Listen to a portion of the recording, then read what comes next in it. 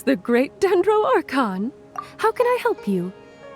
I would like to check the registration records of a Kasharawar scholar. He should be in an unconscious state right now. Okay, just a moment. Sorry to keep you waiting, Dendro Archon. We have confirmed that there's a scholar named Beinuni who's been unconscious for a while. The cause was improper operation of the Akasha. He hasn't regained consciousness yet, and is still receiving treatment at Bimarstan. Huh? Isn't his name Moses? I guess he didn't want to be recognized or bothered by anyone. Please, give the knowledge stored in this to the Matra and ask them to import it into Beinuni's brain. Understood. But for safety reasons, I need to know why. It's simple. This contains his consciousness. It's long been trapped inside of a dream. He's committed an act that affected the safety of Sumeru. After he wakes up, I'll inform the General Mahamatra of all the details. I see. I'll take care of this right away. Thank you, great Dendro Archon. No problem. Alright. Everyone should have gathered at the Moment of Dreams by now. Let's head back.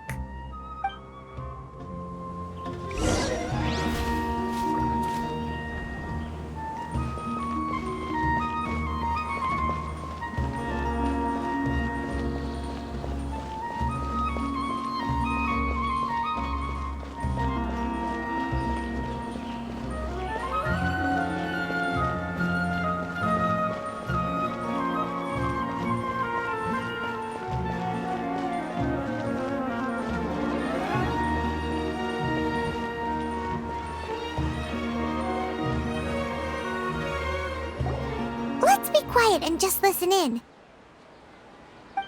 I wonder what she's going to say. Hello, all of you who have just woken up. I'm sorry for interrupting your beautiful dreams. I may have acted a little cold when handling things in the dream. I sincerely apologize for that. Dreams have amazing power. They inspire us to remain resolute in the face of adversity and help those with aspirations achieve their desires. But dreams also have the potential to exploit people, confuse the senses, and distort the truth. Unfortunately, you are all chosen as prey for an elaborate scheme. As I've said before, I am still learning, and cannot fully empathize with the pain of all the loss you've experienced. But just take a good look around you, and you'll see many other people who have had similar experiences. You should be proud that you've been able to gather here and look toward the future together. The path of life is long, and it's hard for us to see the destination. This leads us to ask a lot of difficult questions. What's the meaning of life? What's the purpose of my existence?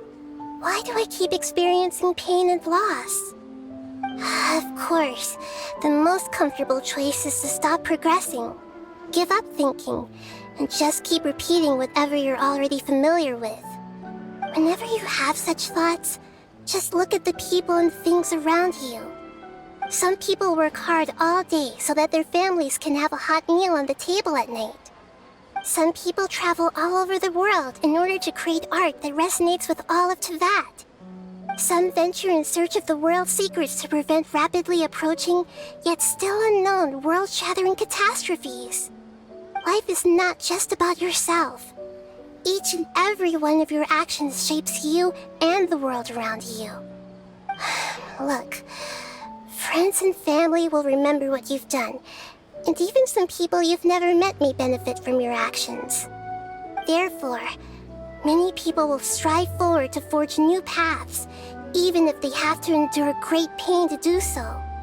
Once you begin your journey on that same difficult yet rewarding path, you'll come to know the answers to those big existential questions, yet they will no longer feel as life-defining as they did before. But if you were to believe that life is nothing but an empty, ephemeral dream, then that's also the only thing it'll ever become. You're free to choose how you want to live your lives, but As your Archon, I should first make this information known to everyone. In the end, it's up to you whether you want to embrace a beautiful dream at the cost of your real life. Nahida said she wanted to speak with us alone. It seems like she went to the plaza in front of the academia.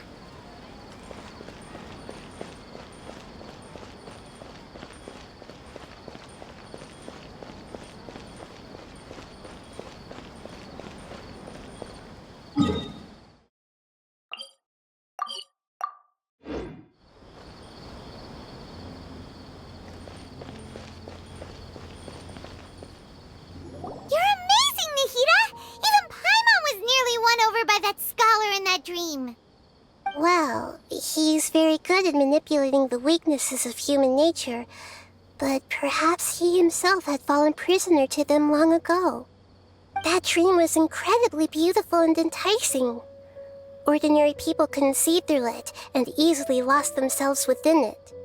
But as long as you can still wake up, you can still move forward with your life. Huh? What makes you say that? Right! You said that you didn't understand human feelings, but we saw how considerate you were with all these people. Your speech just now really connected with everyone. You did a good job! Thank you. I've heard a lot of sad stories along this journey, and several of them have touched my heart. You can't say that the victims of the dream really did anything wrong, and what they wanted was also not unreasonable. That's why I could understand them when they tried to resist us and protect the dream. But all of my understanding and stirred feelings probably can't even account for even 1% of the pain they've experienced. I don't think this 1% can be seen as an example of what you call empathy. You're too hard on yourself, that's for sure.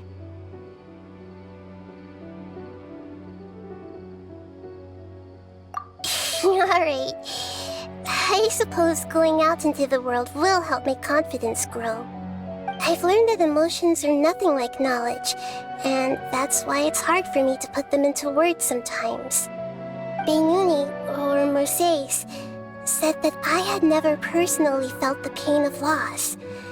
But I have a vague feeling that this isn't true.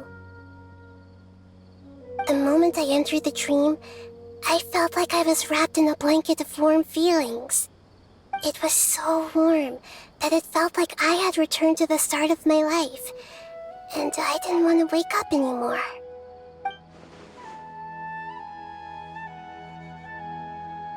But when I opened my eyes, the feeling was gone without a trace. If I have to make an analogy for it, I would say I can no longer see words on a piece of paper after they have been erased, but I can still see the slight indentations of where the words had been written. But now that I've experienced this dream, I think I can say with confidence that I won't dwell too much on the meaning of that warmth. It's enough that I can tell I was once supported by that warmth, and its existence has allowed me to get to where I am today. If I dwell too much on its exact nature, I would be putting the cart before the horse. I gave a speech to inspire my people, so if I were to fail to live up to those words myself, then that would be too embarrassing.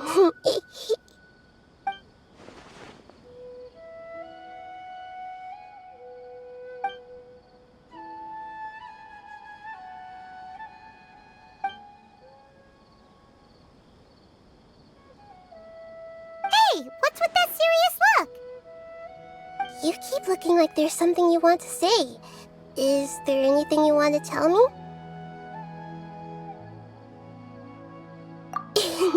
Okay.